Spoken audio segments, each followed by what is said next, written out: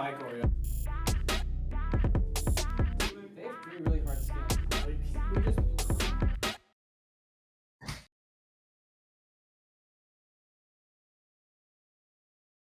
Welcome back, everybody, to EGFC Week 5. I, once again, am Keela Miles, joined by Soy. We're going to be here all night as we are getting into our next match now. The University of South Alabama taking on Niagara University.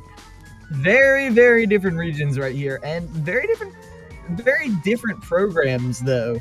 I mean, just based on what they were telling us, like at the beginning of the season, how they all lost a bunch of players and then they got a bunch of new ones. Like, these are two real blank slate teams that have been starting to make a name for themselves in the beginning of the season.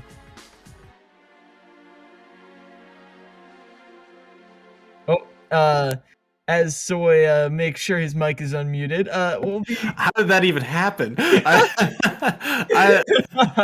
I don't even remember pressing that button. But anyways, as I was saying, like you said, Niagara is kind of this team that's in the rebuilding stages. They lost a lot of their key players from last year, and a lot of the members of this new franchise are freshmen. So there's a lot of kind of new blood for the Purple Eagles, and you're starting to see the building blocks in place. Last week, they started to get on the board, not quite able to secure a win yet this season, but they were able to get some points on the table, which is as good of a start as any. Southern Alabama, on the other hand, is this team that's kind of still also searching for their identity. They're 2-2 this season, but when they've lost, it's been very, very rough. They've been shut out in both of their losses, and their wins, they've been, well, I don't want to say dominant, but it's been a solid lead. So I feel like right from the start, set one's going to be very telling. And we got Sora coming in right away. Surprisingly, not playing Sora. I saw this player week 1, and I'm like, well, they've got to be a Sora player once he comes out, right? No, they're sticking to the Byleth.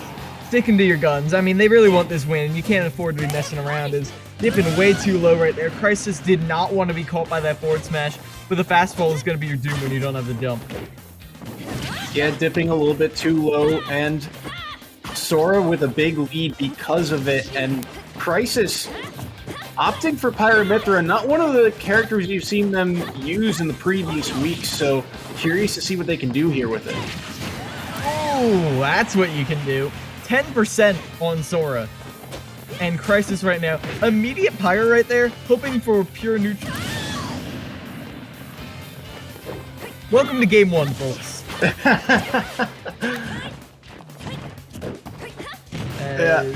Yeah, I mean, that down air at 0 isn't even safe on hit. I'm actually kind of shocked at that, but gonna get it right over the blazing edge. Sora's right back into it. Even though you don't get your nice pretty 3 stock to start it out, you're still gonna finish off the game with the forward smash onto Crisis. Allow me to That, besides one notable instance, that was pure dominance right there. I don't usually like to call it out, but that game was under a minute, wasn't it? Like, certainly felt like it. That was one of the faster games, and that'll happen when you have 2 SDs in one match. Becomes a 2-stock type of game. But either way, Sora had that game. It felt like right from the start, had a game plan executed, and a little bit unfortunate for Crisis to start with an SD, just dipping a little bit too low. And I feel like that kind of took the wind out of their sails. Lost a lot of momentum. Now you're playing from behind. Now you have to find a way to battle back. And on top of that, I have to commend Sora's spacing with that forward smash. Just landing the strong hitbox both times, just right at the tip of it too, is really good stuff from Sora. Yeah, and I did see a little bit of what I like to affectionately call Game 1 syndrome right there, where you've been warming up, you're getting your movement online, and the thing is, you're looking at your character. You're looking at your movement. You're making sure your aerials are properly spaced, all that. And then you go into game, and you're not really looking at your opponent, you're just looking at you. So when they're charging up a full second-long bow, and you just dash dance around because you're like, okay, I'm dodging. You're not really in the mindset to be playing your opponent yet. You're still you're still like, you're warmed up, sure, but you're not warmed up to fight an opponent. And I did see that just a tiny bit in just how they were failing to react to actions taken fully across the stage. I'm sure now that you got Wallop like that, you're going to be cleaning it up. But is it too late after Sora has built both a point and mental lead? Okay. Into game number 2 here, and Sora, like in the early combos, being able to land that up B into the side B gets a lot of extra percent on, and Crisis opting for Pyra here early in the stock. Yeah, I mean, you've got Sora off stage, but like we said, Pyra is really not the call at lower percents.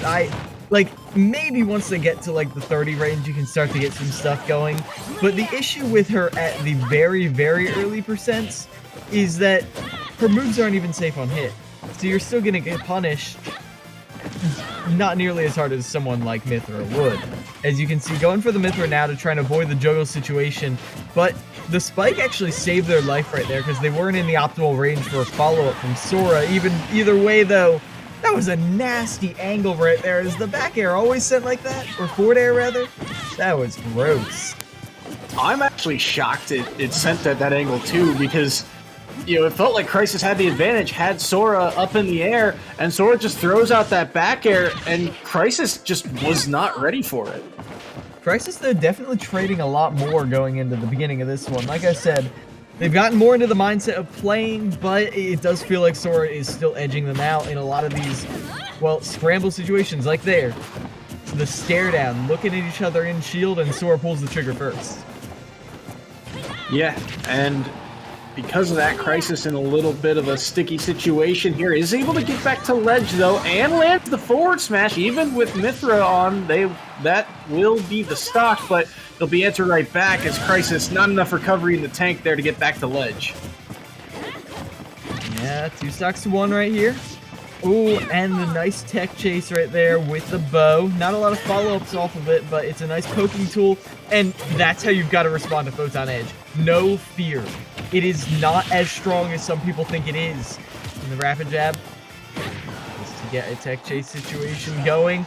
They're just calling out these Photon Edges again and again, and you go low for the spike.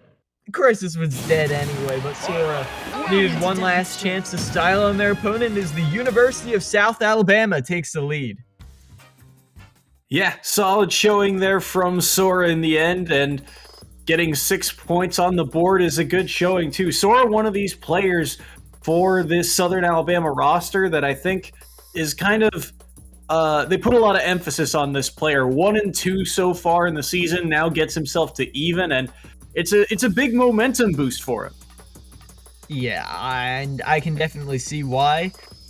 There's been some discourse online recently about how Sora might be one of the more, or not Sora, Byleth might be one of the more consistent characters, just in terms of some nice bread and butters, and of course, having a slow movement speed definitely hurts them, but, I mean, they were playing against Pyra there, let's be honest. The Mythra came out to avoid juggle scenarios and to recover. We didn't really see the Mythra, so against a fellow slow character, Byleth definitely had the edge, but we cannot give that all solely to character matchups. I mean, Sora was just calling out a lot of the options. You saw off of the Angel platform, they were a very no-nonsense player, always landing a hard hit as soon as they dropped down with invincibility. Yeah, absolutely. It felt like Sora had a game plan coming in and was able to execute it too. Also, Sora's ability to get out of combos. Think back to that second stock he took in game 2 with that strong hit of back air while under pressure, just throwing a move out there, and it connects the strong hitbox of it too. It felt like Crisis couldn't really string anything together. And now we're looking forward towards the future, seeing who else is going to come in here, who could maybe give Niagara University a way back into this. We have Baka coming in from the University of South Alabama, and Boshikupa. Okay, yeah, they're just sending in the captain as quick as they can to try and even things out. But the big bodies are going to struggle a little bit against a Pac-Man, I do think.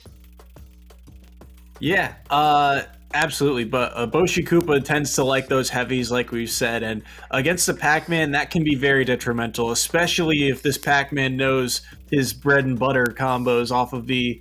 Oh, what's the projectile? I keep wanting to call it Galaga, but that's not right. But it's that neutral B charge up that Pac-Man has that's going to be a point of emphasis throughout this matchup.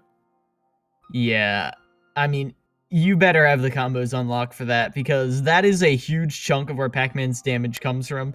If you are banking all of your percentage on getting neutral wins, well, Pac-Man might be the character for you.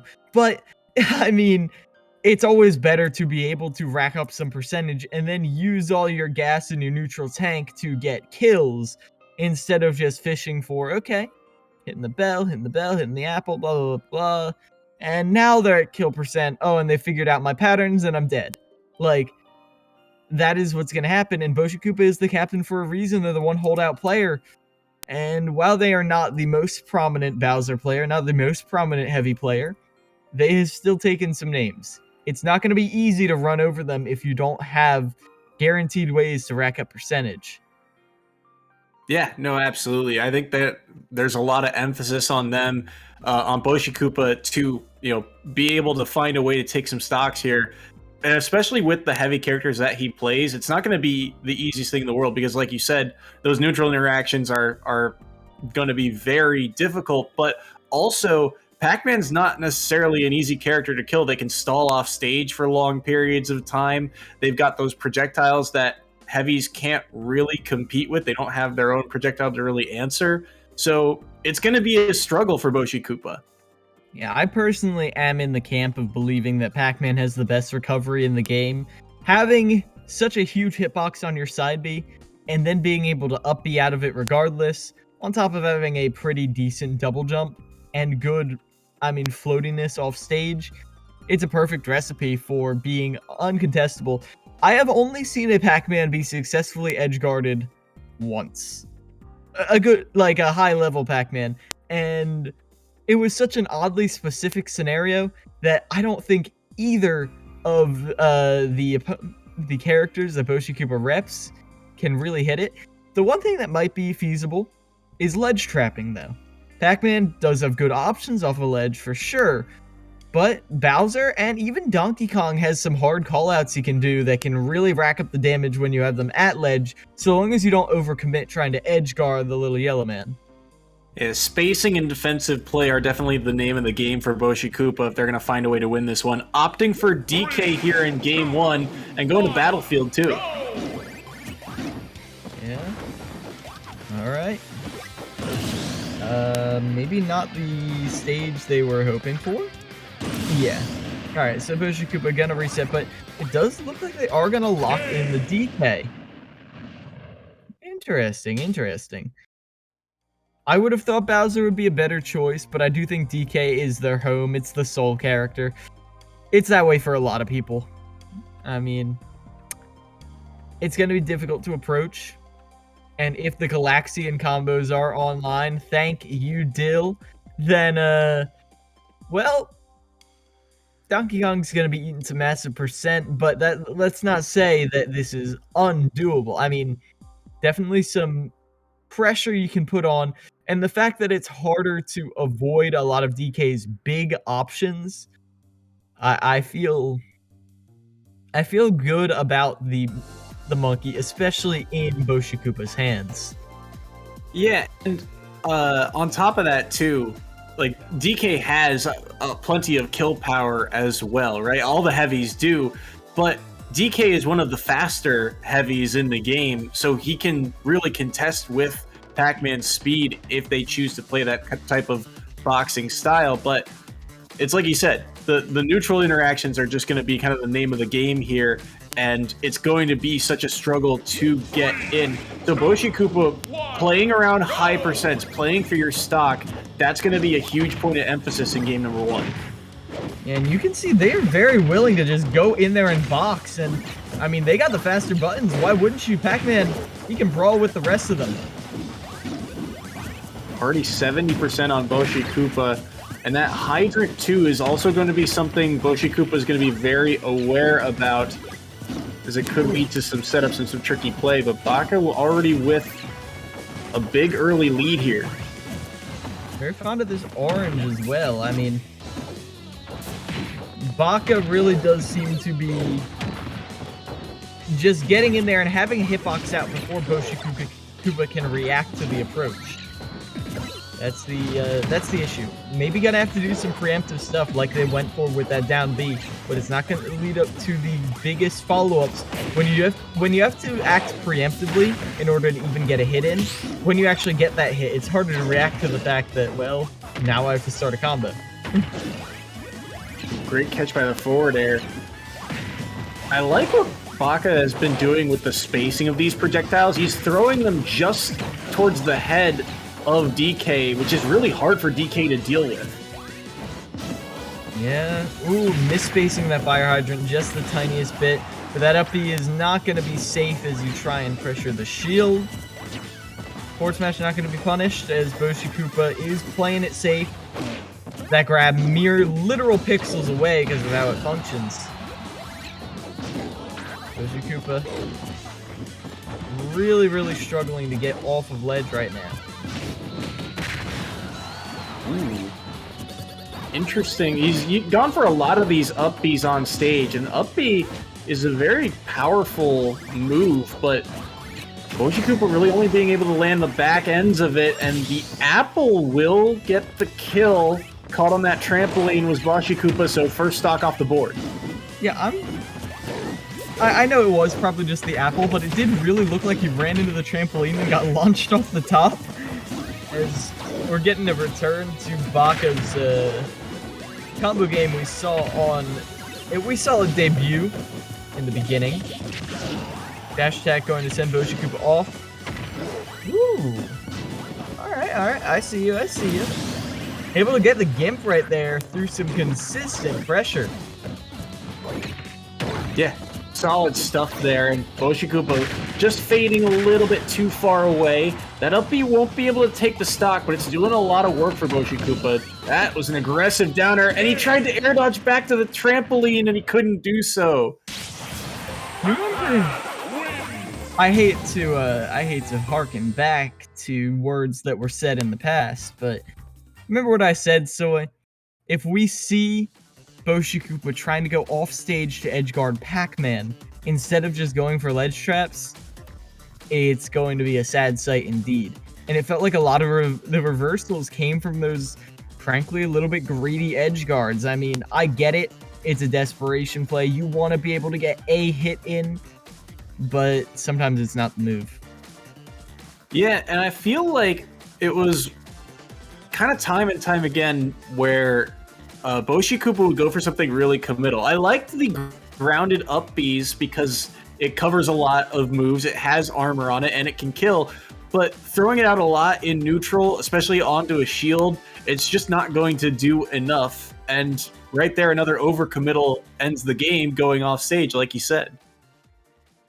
Yeah, and now you've got to think twice about where you're going, because you just got 3-stocked, you're the team captain. The first game didn't look so hot either. University of South Alabama in position to just run away with this. As you said, I don't remember who you called it out for, but these are teams of extremes. It's either stomp or get stomped. And looking at this, they're like, well, we might be on the wrong end of it this week, but there's still opportunities to turn this around. Let's not kid ourselves, but University of South Alabama, with this start, they're playing for a shutout. Yeah, no, absolutely. They're definitely playing. These are two teams that, when they lose, it's been a hard loss, a hard pill to swallow. But coming into here to set number 2, Southern Alabama having the lead is a really good sign for them. And Niagara is a team that we again have said, they've struggled in the early parts of the season, but you're seeing the kind of flashes of brilliance, the abilities to say, okay, they've got some key parts in place, but it's just not all quite there on the same week. And so Boshi Koopa has typically been one of those players that has kept it close, has given himself a chance in these sets. So to see him get 3-stocked, like you said, is a bad sign, but it goes to show that Southern Alabama, they've got players who can adapt and play well. They can play up to some of these higher caliber players. Yes, Niagara, Boshi Koopa, you've got to, well, get that adaptation online. I mean, either go for a character switch, a little bit of turbulence there, or you can, well, I would not mind seeing the Bowser. I think the Bowser is a little bit of a better time, especially better ledge options, better, faster hitboxes, but yeah.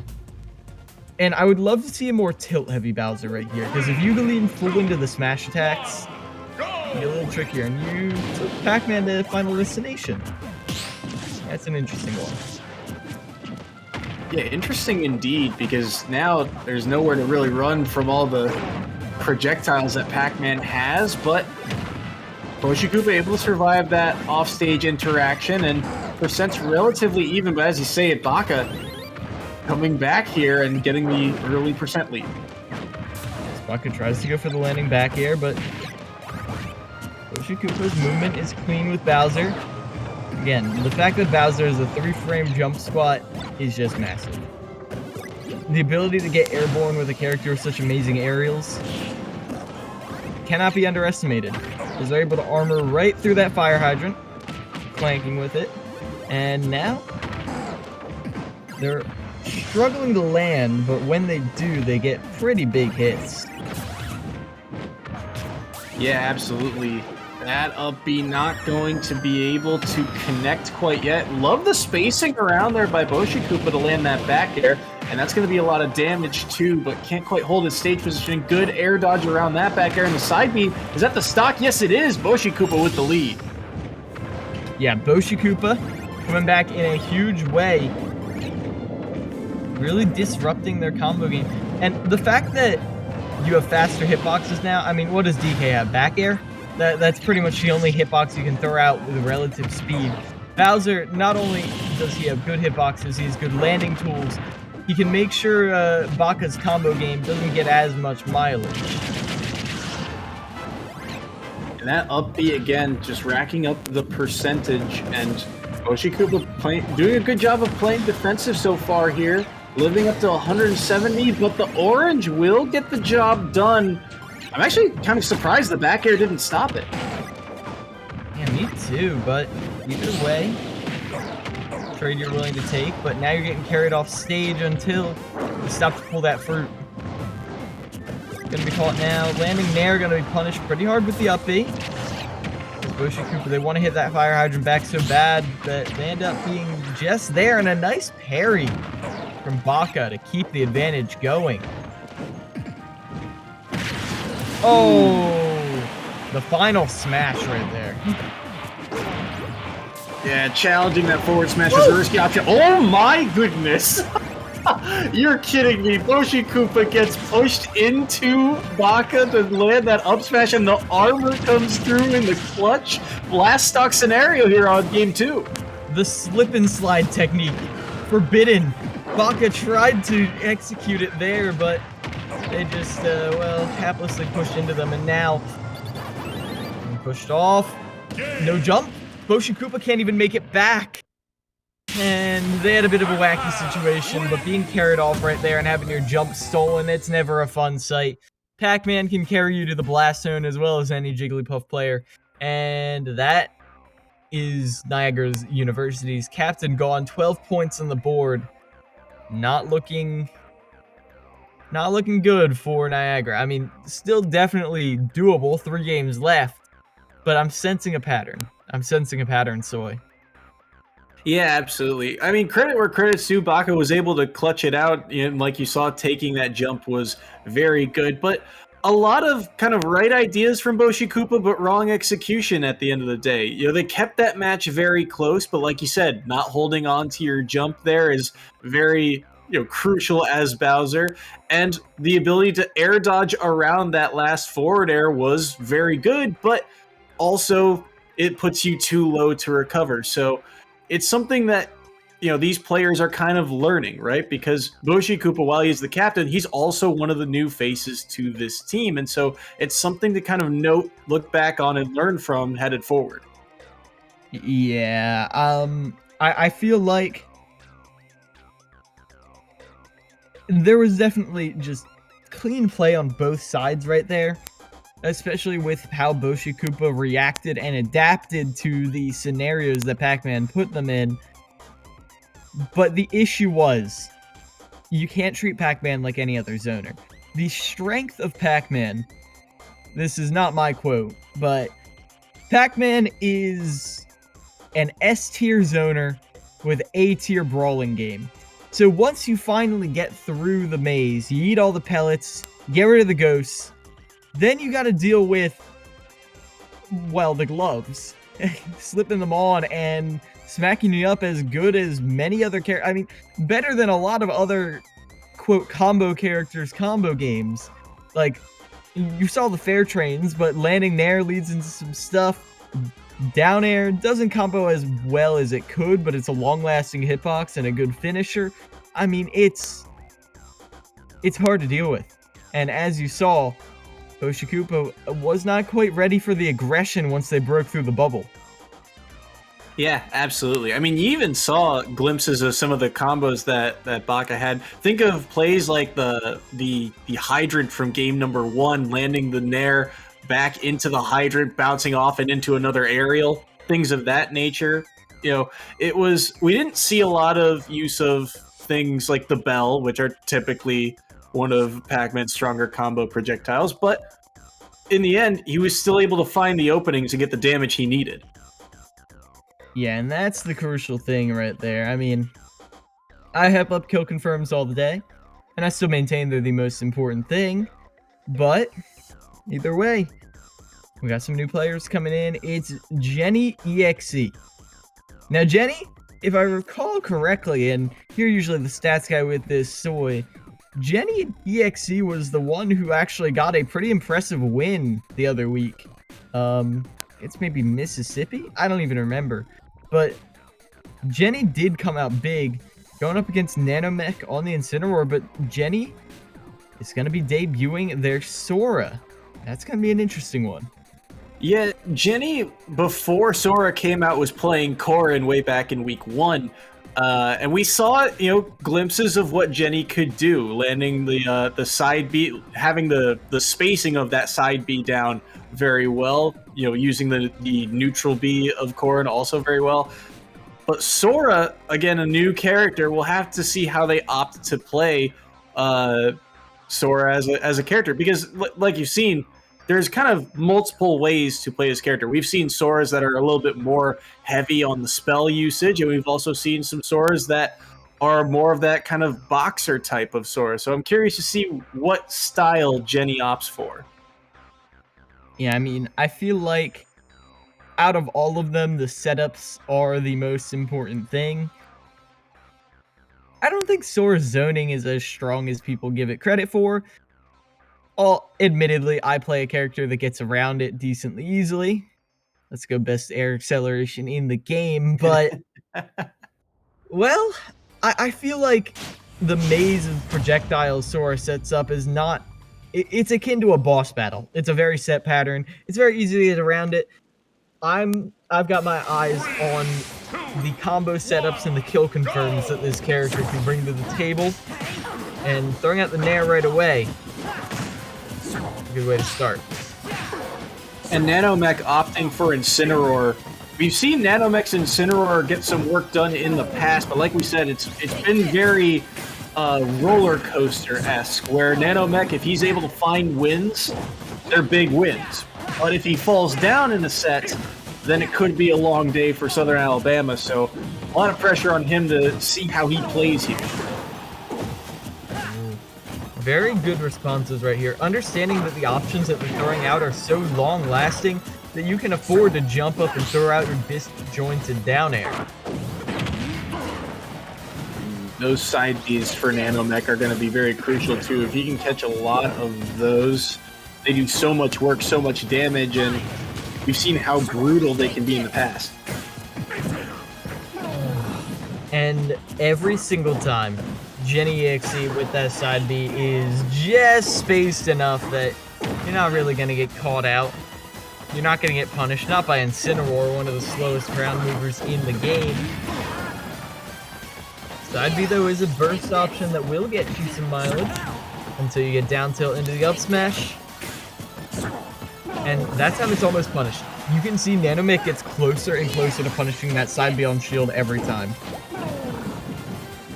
It feels like Jenny is kind of swinging for the fences a little bit, wanting a way to kill this Incineroar, but can't quite find anything yet.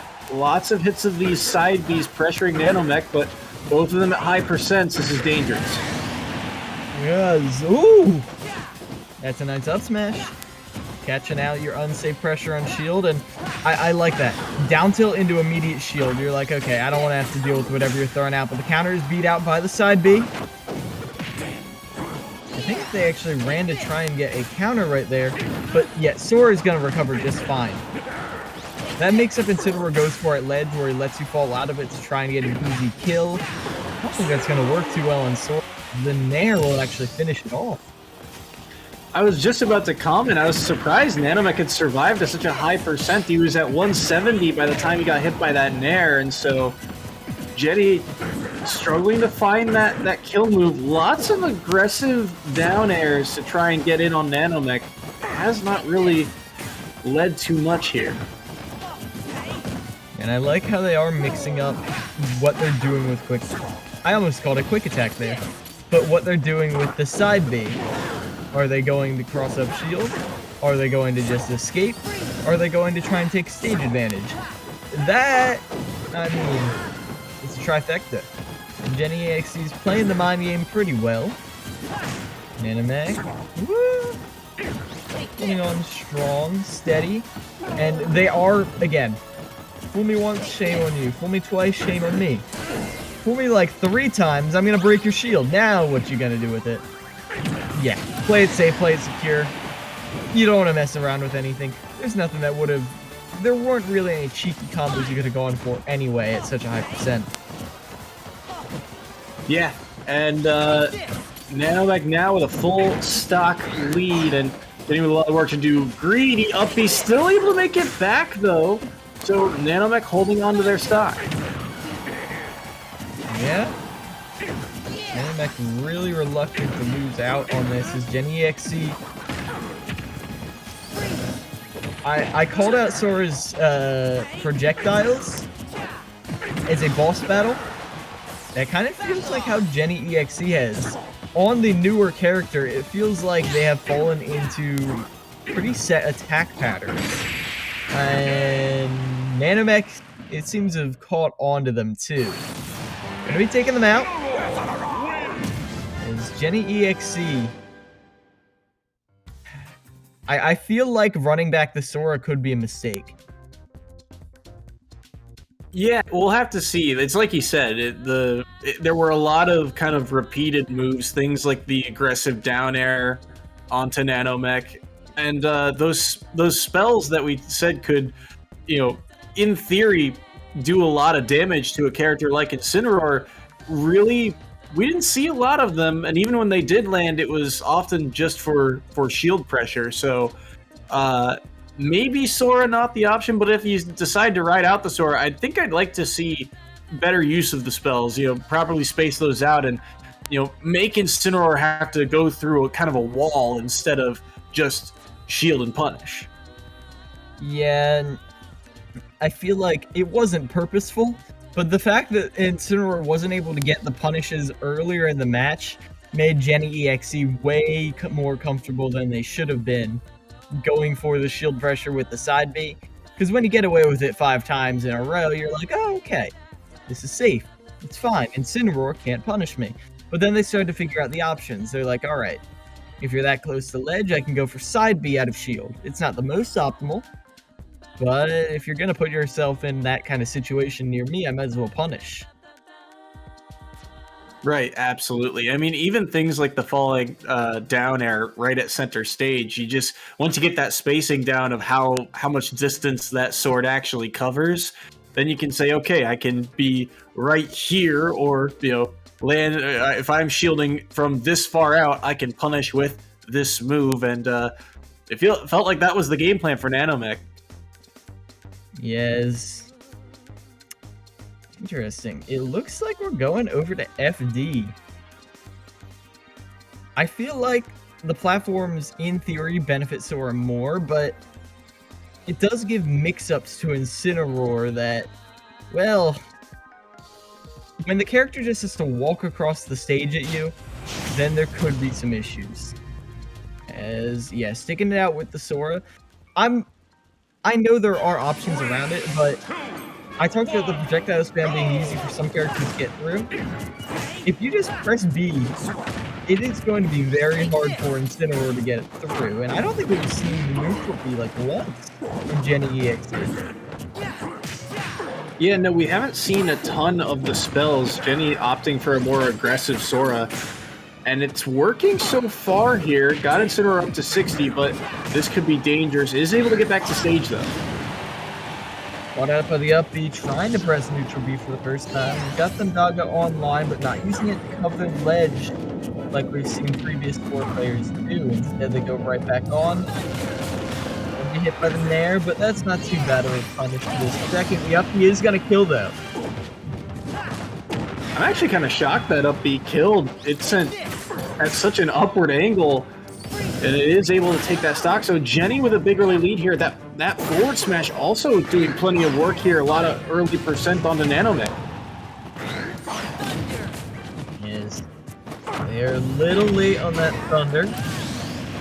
And they're actually going to be caught out by that. Interesting. And, oh, I love that.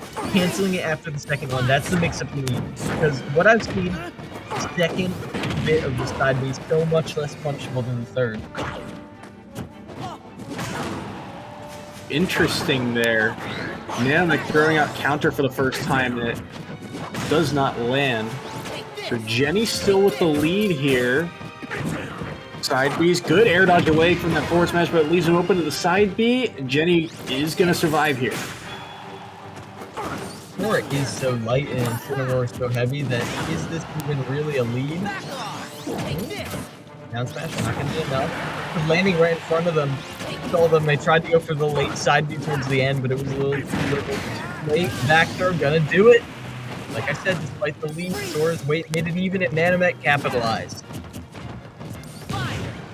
Lots of down airs from Jenny right now. That Thunder not going to get the last hitbox to send him upward. And this could be an opening for Nanomech.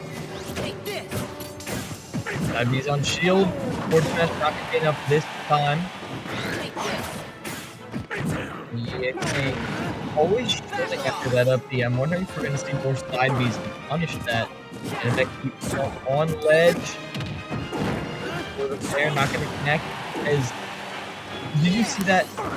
They stood underneath the down air and tried to guard the down stage. New character, like I said, maybe a little too predictable. And EXT is getting a lot of mix-ups, and they are good.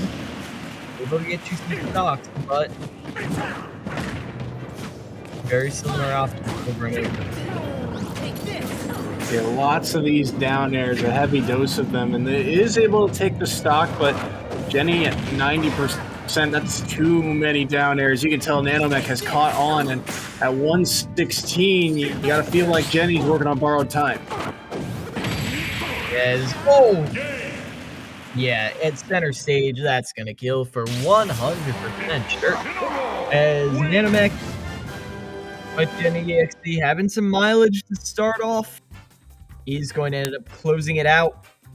17 right here, and that is the win for University of South Alabama, and a dominant one. We're going to keep going because match differential, point differential is very important in EGF's team format. That's why we play with Smash teams instead of Smash players. But either way, I don't see the freight train that is University of South Alabama stopping anytime soon if Niagara University can't even build up a wall. Yeah, it's like you said, this match just out of reach for the Purple Eagles now, but really big fan of Nanomech there, just adapting to the set. It's a little easier when you see the same options over and over again, but the ability to punish in multiple facets, right? It's not only recognizing, hey, I can punish with a heavy hitting move, but also saying, okay, they're at a low percent. Why would I throw out a forward smash when I can get maybe the side B off of this or the grab off of this, get a combo off of it? So the situational awareness from Nanomech was really, it really stood out to me that set. Yeah, 100%. And again, it is also just pattern recognition. I called it out towards the end. I was starting even to get an inkling of it, where like every single time Jenny EXC would land, they would go for they would just shield. No spot dodges, no rolls away. They would just shield. And so that would block the forward smash for sure, but a command grab on a grappler, perhaps? Some kind of large cat? Well, as we saw, led some kills, led some damage, and 17 points on the board. Wow. They're on track to get one of the highest score records we ever see. I mean, it's not perfect by any means, but they're almost perfecting every match. Yeah, I don't think Southern Alabama has a shutout for themselves this year, despite being shut out themselves in their 2 losses. But it would be a huge boost of momentum for them, and they're looking to try and set that franchise record here for themselves against the Purple Eagles. Yeah, Niagara. They've got some players up their sleeve yet. I think Crispy is going to be coming in next against Red Rhino's Lucina. And I think Crispy is also going to be giving Sora a try, because why not? You've already lost, might as well. I mean, I don't think it's a bad pick whatsoever. And I'm curious to see how it plays out. I'm curious to see how all these different playstyles collide with each other. Absolutely. Interestingly enough, I think Crispy has gone a different character every week he's been in. I'm not 100% sure about that, but I've got him marked down as Incineroar one week, Terry another time, and Crom as well. So if he opts for Sora here, that's 4 characters through 5 weeks. So we'll have to see if maybe he's just hitting the random button sometimes, but it's one of those things where I wonder if it's a player momentum thing, where it's like you say, okay, you know what, this week I'm feeling like my Incineroar is playing pretty well. Let me try him out on stream. And other times, you just kind of go with what works. Yeah, I mean, I have to assume it's going to be pretty good. I mean, I do remember Crispy as being one of the stronger players on Niagara. And I don't believe I've gotten the pleasure of seeing Red Rhino yet. Like, I don't have any notes on them. So, could be interesting. I feel like Lucina's ground game, one of the better ground games in the game, is going to be pretty good against Sora, who is a little bit floaty, is going to have some trouble landing. And Lucina can definitely call out jumps off stage, but it's going to be challenging for certain. I mean, personally, against a character this new, unless you're super practiced against them, I think you don't even want to try and go off stage. Lucina has good enough ledge trapping as it is.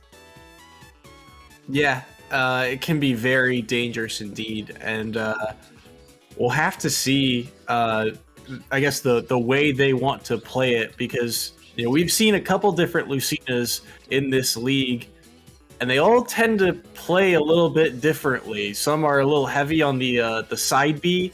Some are a little bit heavier on just kind of holding forward, because with a sword character like Lucina, it is very easy to kind of tunnel vision on that play style. But then you get the ones like we saw from Coldface, where you can play a little bit defensive and find that one heavy hit you need to clean up stocks. So we'll have to see how they opt to play as well. Yeah, just from the nature of how University of South Alabama has been going in, I have to assume they're fishing for those heavy hits. I mean, not quite as safe as someone like Roy or Kroms, but they're from the same family tree. Lucina is definitely a forward smasher. I mean, it's a regular old crowd favorite tool. But Lucina just, in general, I call her Miss Consistency for a reason. Just very safe aerials, very disjointed, and good kill options in the form of side B, which has no tipper hitbox, so just, you don't even have to worry about spacing it. Like, if you want to learn how to space Marth's tipper, there is a hour and 30-minute video on how to space Marth's tipper side B. One move. Marth main's out there thriving. That's all I gotta say. But, Lucina does not have that trouble. She has very consistent kill options. She's very good at juggling, and her ground game is impeccable with some of the best and fastest tilts in the game. With all her dash dancing around, I expect to see a ground-to-air assault against the Sora, as we're finally getting into it. Thank you all for your patience. We got the match for you now. Yeah, and Red Rhino too. This is a big set for him. You know, with all this momentum going for Southern Alabama, Red Rhino has not found a set win so far this year for the Jags. So if he can find one here against Niagara, it'll be a huge boost in momentum for his play. I called out the tilt game right there. Look at that. Forward tilt into forward tilt into forward tilt. I mean, Red Rhino has a good idea of how to space out, and I love that throwing up the shield. Good awareness of how this character plays. I mean, it's not perfect yet, but Red Rhino looks prepared for this matchup. Yeah, absolutely. Things relatively even here. Going for that side B, but unable to land it thanks to the roll behind, and Crispy now with stage control. Thunder an opportunity to punish, dropping to the platform to get the hit. And they do have Crispy at ledge, but even despite that, they're at the percentage deficit despite how they started things out. They're going deep, but just the double jump right there. Crispy not going to throw out any hitbox to try and contest Red Rhino. That's a handful of times now that Crispy's been able to just neutral get up and punish Red Rhino, so it feels like Red Rhino a little eager and trigger happy on some of these ledge traps. Oh! Are they dead? Yeah. I didn't know that hit ledge, but because it did, Red Rhino is just going to be sent tumbling to their deep. The other freeze move in the game does not hit like that, so seeing someone just tumble down, it's kind of hilarious. And it's a huge lead now for Crispy. If they can hold on to the stock, get some extra credit, that is a lot to do, but a little bit overextended there on that side B, and so the forward smash will take the stock. The reason the side B on shield was not punishable against Incineroar is because of how slow Incineroar is. Red Rhino is not going to have that struggle.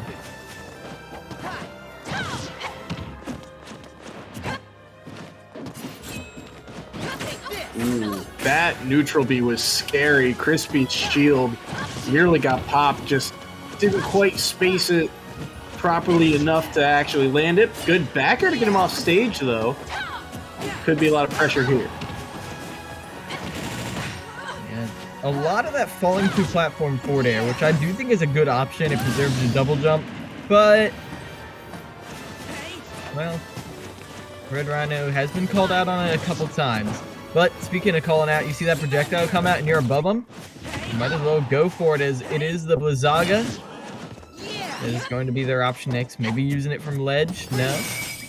Instead, just catching them out on the approach, but the forward smash does whiff. Red Rhino able to mash out of it. Good mash out, too. That forward smash connected. That was likely the stock, and the shield break coming through here for Red Rhino. Can we get the stock off this? What are they going for right there? Just instead, they're like, okay, fine, I won't do the funny spike thing. And instead, we get that. Jab sends them off stage. Very big fan of this 3-hit combo jab Crispy is, and I don't blame him. Very good move, but that's like playing Fox with only rapid jabs. Yeah, it's not going to really find a kill until a lot higher of a percent, even at 150. Red Rhino still surviving. Dash attack again. Red Rhino still has his jump, and good early up B past the ledge to knock Crispy back. Yeah, no nonsense whatsoever. And now back there, send him off stage. The up throw, not going to kill quite yet, but 108%. Good lead for Red Rhino. I mean, they were at a deficit to start out here. Will they be the one to drop the undefeated streak University of South Alabama has today? Forward tilt. Maybe looking like, yeah. You'll never defeat me.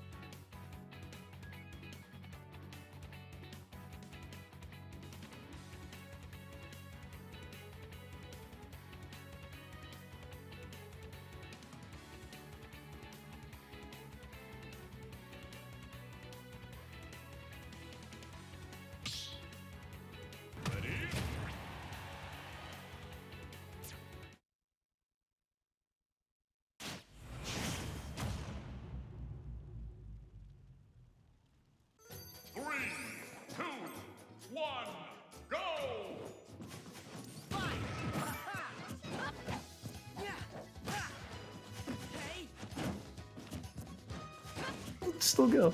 Do we count as audio? Oh, I hear audio now. Hello.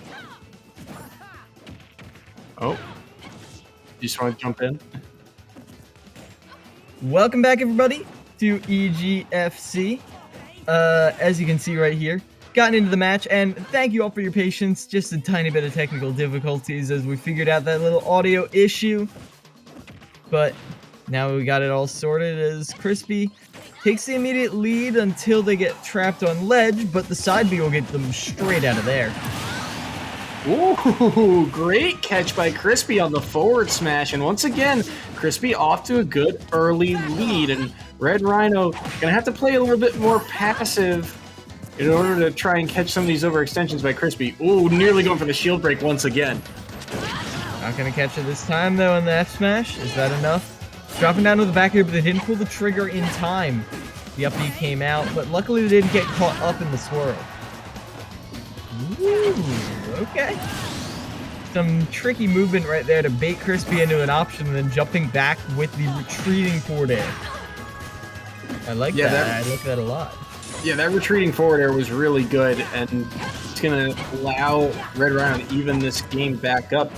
But again, Crispy kind of opting for a little bit slower pace of a match, but he's got to play very carefully. His shield is very low right now. We've seen Red Rhino numerous times threaten that shield break. Ooh. Nice jabs.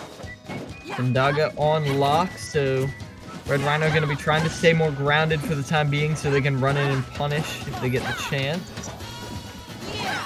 Ooh. Some interesting choices off stage as Crispy is able to jump back on with the nair, but even with the landing, they're not able to convert it into much. And once again, Crispy's been able to get back to stage numerous times with that jab, but able to take the stock with that up B, killing off the top. Thought it might be a problem on this stage, but Crispy able to make it work, and that recovery could not snap to ledge, and he gets punished by the forward smash. Ooh. Nice damage racked up there, but only 21%. And they're able to get a grab as well. I mean, Crispy's just winning neutral. Like, that's how they're able to get mileage what they are with this character. Tech chasing with the Thundaga and comboing into all three of the Storm Clouds. Good damage there, and now good stage presence by Red Rhino. Great down tilt to get Crispy off stage. And now Crispy in a lot of trouble. Great early up B. Yeah, that early up B, gonna save him. As you can see, ooh, the dash dance, not quite enough. Red Rhino, falling out of it. Downer sends out. Crispy on ledge. Shield breaker, nice option coverage. And I like that, not overcommitting, but trying to bait Crispy into doing it. That's it, last stock here. Red Rhino, can they keep the undefeated streak going with the down smash? Yes, they can. You'll never defeat As I me. believe that is 21 points to zilch on the side of Niagara going into the 5th game, and that is going to be a bit of an issue for them. Yeah, no, absolutely. You know, whenever you're in a scenario like this, if you're the Purple Eagles, it never feels good, but you know, there's always the struggle to try and get something on the board, get a little bit of momentum, find those building blocks in a match like this. But you know, I think Crispy, again, it felt like right ideas, wrong execution. Had some good moments where he was able to take stocks, things like the early up Bs, both to recover and to find the stocks, but not able to snap to ledge in time on recoveries. The use of side B was good at times, but poor at others. It felt like the execution on some of these moves was just a little bit off. Yeah, it really did, and well, I feel like they were. I mean, the character just came out. Let's not mince meat here. You're still trying to figure out how everything links together, and some people a little farther along than others, as you saw earlier in games, but in general, you're already down. You've already lost the set, so you're like, okay. Tournament match is the best place to get experience, and I saw notable improvement in Crispy's Sora as the match went on. It's possible we'll see them again in coming weeks. I don't think we will. I think we're going to be seeing another character, and another character, and another character, and that is a perfectly valid way to play Super Smash Bros. Ultimate. Yeah, Crispy, the man of many faces, it feels like, for Niagara. Now, as we get ready for set number 5, again, Niagara, at this point, you're just trying to get something on the board, kind of minimize the damage that's been done. And Southern Alabama, obviously looking to extend their lead because, again, in their 2 losses this year, they were shut out, blanked. They got no points, and that really hurts that point differential. So if they can work a lot of that back by keeping this goose egg on the board for the side of Niagara, that'd be huge for the Jaguars. Yeah, so University of South Alabama looking to continue the shutout with one last final game. Let's see who we got coming up here to the Diamond. We have Starakumi, who looks like the captain, actually, going up against Red Sol's Bowser. Now, if I remember correctly, Red Sol did struggle a little bit in Bowser Dittos previously, taking the edge over players like Owser, I think, but never really winning it out. And against the Lucina, it's going to be tough. Yeah, no, absolutely. Red Sol was the player to kind of break the streak for Niagara and get points on the board for them. I believe it was last week. So they were the ones to earn some points for the Purple Eagles before. Not surprised to see them in the anchor spot this week then. And they also, I believe, tried Sora last week as well. So we'll see which one they opt for, as it looks like they're going to ride out that Bowser, like you said. And against Starukami, I think this is, like you said, going to be a rough matchup. Starukami's Lucina looks very well practiced. Yep, just getting the button check ready. But yeah, that does give us the opportunity to see they're going to Final Destination, so it's going to be a no-nonsense brawl. And the thing about Final Destination that makes it such an interesting stage is it exaggerates the strengths of every character on it. And it really matters how much your character's strengths are exaggerated, because everyone gets buffed by the fact that your opponent doesn't have defensive options. But then you also don't have defensive options. Like, it's an infamous stage as the stage everyone wants to go to, blah, blah, blah, blah. I don't think that's true. Most people don't want to go to Final Destination because you want some input in how you are being comboed in a platform fighter. You don't really get that as much in Final Destination. So we'll see if people are able to leverage their escape options and avoid getting comboed into oblivion, because the scale tips both ways. Every matchup is 60-40 when you are just getting smacked around like that. Yeah, no, absolutely. I always call Final Destination a double-edged sword for that reason, right? There's nowhere to go when you have no defensive options left, when you're stuck in the air. And these are 2 characters that actually do a pretty good job of keeping characters in the air. So I feel like it really comes down to that first neutral interaction. Can you win the neutral game and put yourself in that advantage state in the first place? But as we say it, a little bit of a stage swap, we're going to Battlefield instead. You take away no defensive options and give them right back. As no tech caught on the platform, no tech at all. Tarakami playing the whole, you can't touch me, you can't touch me, as they beat out that up B onto shield perfectly, or on the stage perfectly. 0% on Starakami as they're looking for their next big hit. Red Saw finally getting some percent on the board is good. We'll see if they can do. Can't quite get the follow-up off of that tech roll by Starukami, but with stage presence, and I love the use of neutral B along that ledge. Just get all that extra damage and force them to kind of reset on their recovery. Ooh, even that long-lasting green side B hitbox isn't enough to save them, as they do end up being taken down by the forward tilt. Red Cell right now with the jabs. trying to keep them zoned out, but with the invulnerability, Starkami gets the opening until they're on a tech chase situation. SSBU has back air off the top. Alright, kind of resetting now.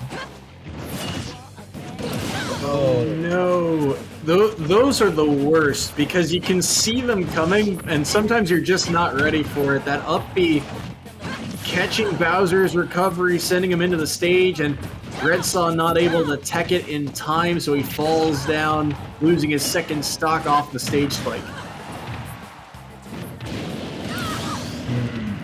Okay. So, it feels like everything we were saying about Final Destination, of it swinging back and forth, that's just true of these players. I mean, look at this. They're going even for even. As soon as one comes off the end of the platform, they're swinging. But now it's an even game. Nair into up tilt, opportunity for a punish, but the up tilt is a little too long to really linger. Now you've got them off stage. That's an up B on the stage. Not enough, not punished. They went for the up B. Just short hopping right away from that down B. No need to try and contest that. Percent's relatively even. That's a great back air. And Starkami didn't have his jump, so Redsaw gonna steal game one from the clutches and get Niagara on the board. After getting 0 to death, you get the first point on the board for Niagara University. Good for them. Really good for them. As Redsaw is able to get the win, now Starkami, if they want to bring this back, they're gonna have to win too, but Redsaw was looking a lot cleaner than I've seen them in previous weeks.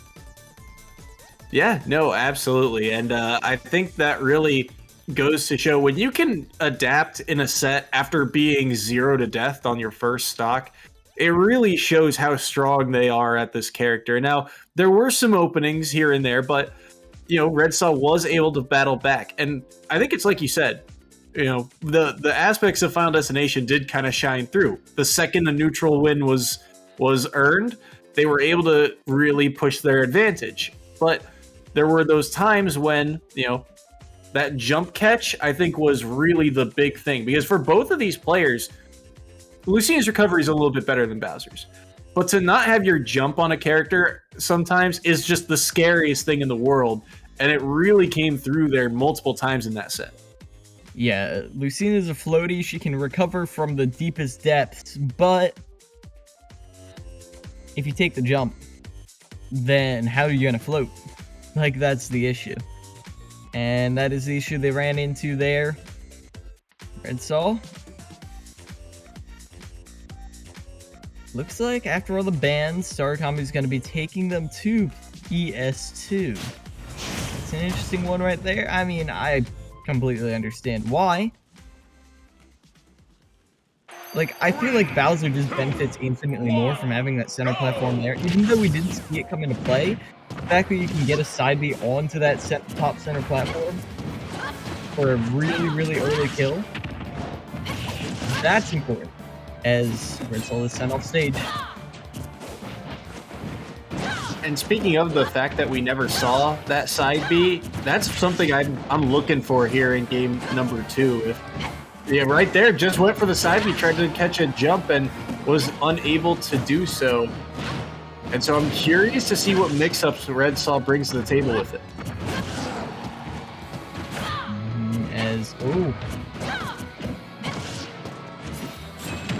Missing that up smash. And that counter, a very big opportunity for a punish, taking them onto the platform. That's going to put you all the way in the blast zone. And air dodging up instead of just neutral air dodge right there is going to be hard to punish, but the jab isn't enough. Another up B, falling through the platform that time, so they're not caught out. Starkami really wants that strong up B hitbox. They want it more than life itself right now. Got Bowser at such a high percent too. You'd think they'd be able to find a stock here quickly, but the reversal and the down air actually going to give Redsaw the first stock. Good landing there. Can't bury that one, my friend. Until you can. As the F smash of the shield will get the punish right there, but it's still not enough to get a kill. Redsaw stubbornly, passionately holds on to his lead until finally they're caught drifting back to stage. Yeah, Red Saw was basically out of options there unless he early upbeat, but Sarakami ready for that drift and able to catch him, so things back to even here. Did you see that telekinesis on Lucina's up smash right there? That was quite interesting. But listen, interactions happen in this game. It's what it's made for. As the dash attack is gonna whiff. Red Saw dropping the platform with the back air. But the option coverage, it feels like Red Saw just has the options out first. Gonna get around that flame breath though. Really smart by Sarakami to get around that flame breath. Great spacing. But the forward tilt, cleaning up stock number 2. And now a lot of work for Sarakami to do here if he wants to find himself back in the set. Right now, trying to get a little dicey for Sarakami. I mean, Sarakami's the team captain, and even if you're not the anchor as the captain, you still want to, you know, give a good name to your team as... I'm gonna avoid that down B. Able to avoid the grab, thrown off stage. We talked about how forward smash can be safe. Oh man, that was 20% off of that, and you got caught throwing the counter out. Sarakami maybe getting a little desperate now, but they're still not able to find it. Thought he might dip down low once again to try and clean up that stock. Ooh, interesting use of the side B. Gets the forward air, and the second one will clean up that stock. So last stock scenario here, but Sarakami has to play so careful. At 106 against a heavy like Bowser, you're playing with fire here. Down there, an opportunity to punish, but they can't quite connect the hits. And finally, the meatiest part of the back air strikes true straight into the heart of Sarakami. And they actually end up dropping it towards the end. And that is the kicker right there. I mean, Sarakami started out strong. Started out real strong with the 0 to death. But Red Saw really came back in a big way, adapting to their wins. And, well, they were actually getting a lot of good approaches off of the landing nairs, off of just some really strong, like 50-60% combos, which for Bowser, you know, it's like 3 hits, but either way, you're still hitting them. On Lucina, who has a really good get-off-me tool in the form of up B. It's very nice. Yeah, no, absolutely. You know, punishing accordingly, and I also really like the use of the flame breath on the ledge. You know, we see it time and time again from Bowser's, but Sarakami did not really have an easy way to deal with it. He only really got around it one time, now that I think about it, and that move just does so much work. Snuffs out a lot of options, does a lot of percent, and it was something that I think really came in clutch, especially late in that game. Yeah, it is. Well, we can ask Sarakami a little bit about what happened there, though maybe best not to talk about a loss, but either way, gonna go to a quick break. When we return, University of South Alabama Sarakami is gonna tell them about that dominant victory their team just got them, so we'll see you then.